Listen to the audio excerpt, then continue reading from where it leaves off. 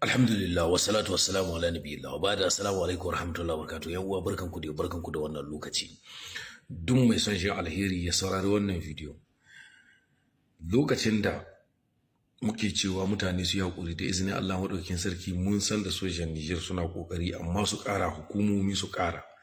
To mun kai wannan lokaci. Tsoro ya canza hanya. Mutanen da ba su iya yada alheri, ina su ingande, ina su Maira Jibrin, ina su Mai Dalili, ina su Adam Siliyon. Wato sojojin Niger sun yi babban nasara a inda suka kashe dan ta'adda 183, in baka fahimta ba 183 bilan provisoire kina a cikin Torodi, wanda wannan kisan da aka musu an samu an yi shi ne ta hanyar jefa musu bama-bamai na jirage maras matuƙa na Nijar. Ku kabbara, ku ce Allahu Akbar. Annan muna tabbatar muku da cewa shi kenan ƙasanmu ta samu lalle waɗannan jiragen. Yanzu rawa ta sake. Bayan waɗannan misilolin da aka halba musu, su zawon da ke ƙasa an ba su alert sun bi su, sannan kuma helicopter ɗinmu ya yi nashi aiki. Dama mun gaya muku ku aji bindigogin nan, ku rabu da cutan talakawa. Allah ba azzalumi ba ne, bai barin azzalumi ya ci gaba da yin abin da yake.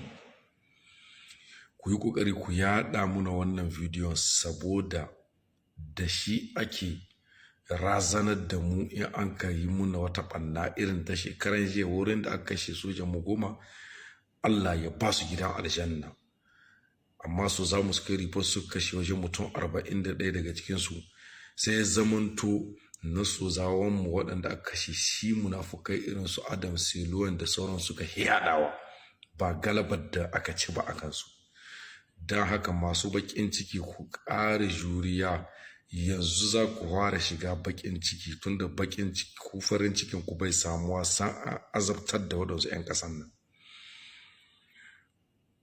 Muna jaje ga waɗanda suka rasa rayuwarsu a cikin wannan yaƙin da aka tilastar da mu shi. Allah ya ba su aljanna firdausi maɗaukakiya. Waɗanda suka ga ba za su iya ajiya ba daga cikin 'yan ta'adda, to lalle su shirya zuwa lahira, kuma directly zuwa jahannama, don baka kashe mumuni ka shiga aljanna bai ci ba bai sha ba. Assalamu alaikum. Assalamu alaikum. ‘Yan uwa masu albarka, ina muna fata alkhairi. Baya ga haka, mu ci gaba da gode ma Allah subhanahu wa ta'ala. Mu kuma ci gaba da jinjina ma shugabanninmu da dukkan jami'an tsaron ƙasarmu. Allah ka ci gaba da ba da nasararka ga jami'an tsaron ƙasarmu a kan maƙiyansu na ciki da wajen ƙasa. Ɗan ta'adda da masu goyon bayan 'yan ta'adda da masu ba su bayanai daga cikin gari, Ubangiji Allah ka ci gaba da tona asirinsu. Jami'an tsaron ƙasarmu sun yi nasara wadda take babban nasara a kan 'yan ta'adda a cikin jihar Tilibiri, jiha wadda take ita ce wadda take kusan mafi ƙamarin abin da shahi matsalar tsaro. Alhamdulillah, Allah ba wa jami'an tsaron ƙasarmu nasara a kan wasu 'yan ta'adda da suka tsara yadda za su kai waɗansu munanan hare-hare a kan jami'an tsaron ƙasarmu da ma fararen fulla. To sai dai ta Allah ba ta 'yan ta'adda ba. Allah ya tona asirinsu.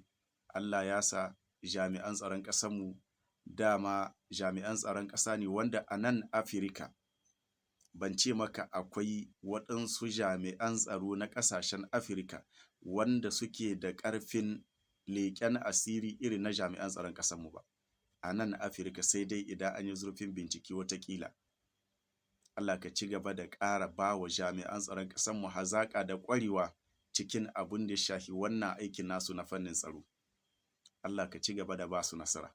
jami'an tsaron ƙasarmu sun gano wani tsari da 'yan ta'adda suka yi kamar yadda nace na kai munanan hare-hare akan jami'an tsaron ƙasarmu da ma fararen fulla.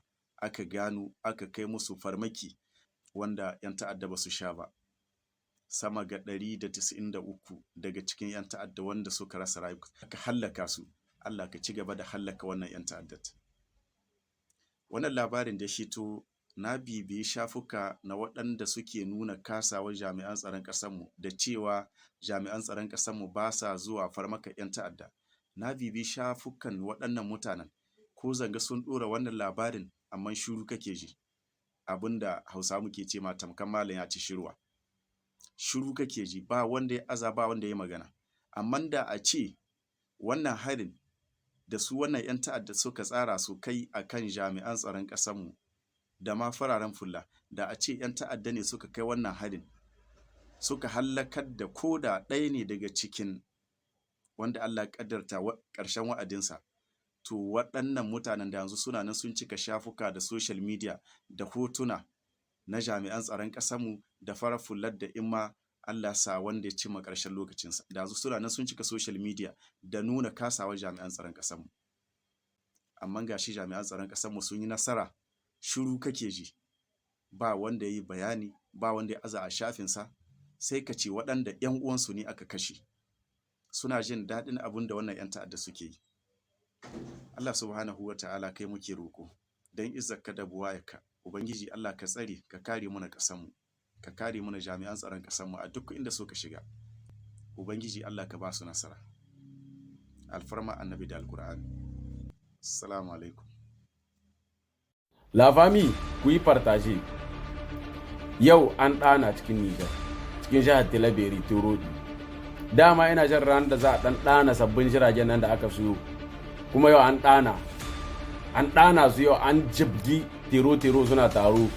Mutum 193 aka jibge na tero-tero sun tafi Barzauni. Sarwa suka ce to bar su ara cikin nakari, sai aka bi su da helikwata guda biyu. Aka ce sojoji ku bi su ta ƙasa ku ci uwa su ku yi da sa. To wannan sarwatin ba sai an kakkara sannan su kuma a haɗa su da 193 a jiko na wani haƙila su kai 500.